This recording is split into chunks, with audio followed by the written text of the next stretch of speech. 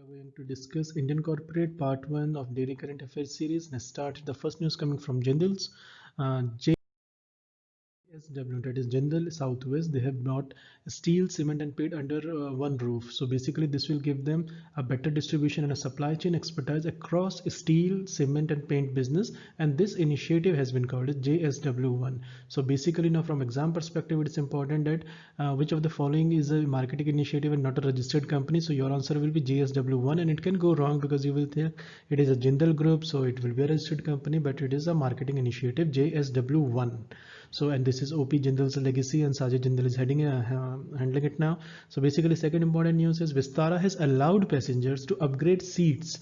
Now they have partnered with the Canada-based firm. So question can come, which of the following airlines has partnered with Canada-based firms to upgrade? And there was a news of Indigo also that it was going to launch on in Central Asia and in Russia. So it can get a bit confusing that you might think it can be Indigo, but it's Vistara. They have launched a new scheme that allowed passengers to put in bids to upgrade their seat to superior classes in flights. And moreover, Vistara has suffered huge losses also. It was in news for two things now.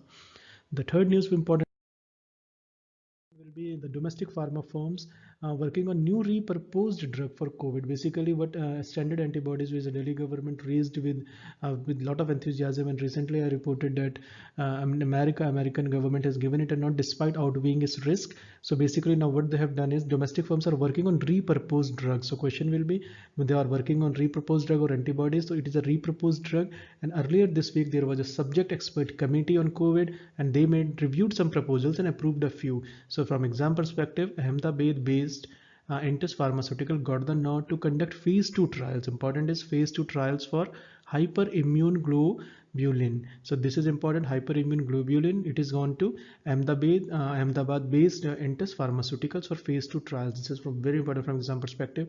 And another which is Bengaluru firm-based IDRS Labs. They have been asked to submit more data so that their proposal could be supported.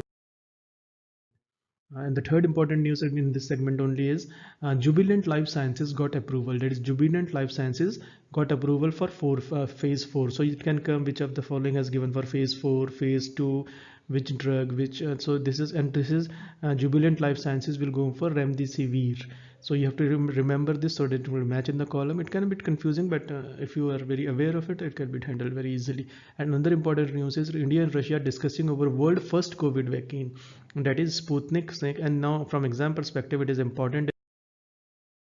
Sputnik 5 was developed by Gamaleya Scientific Research Institute of Epidemiology and Microbiology. So basically you have to remember all this name, and it has one important also thing that along with Russian Direct Investment Fund. Now Russian Direct Investment Fund is the key here, and it was registered on August 11, and Britannia is investing 300 crores in greenfield plant in Uttar Pradesh. So basically, interestingly, in fact, a year ago Britannia said, not even they are able to sell a 5 rupee biscuit packet, so demand is so much negative. But now they are trying to invest. They will invest actually in 300 crores in greenfield plant in Uttar Pradesh. So basically both the parts have been short series. It has been covered. Thank you so much for listening. Have a nice day.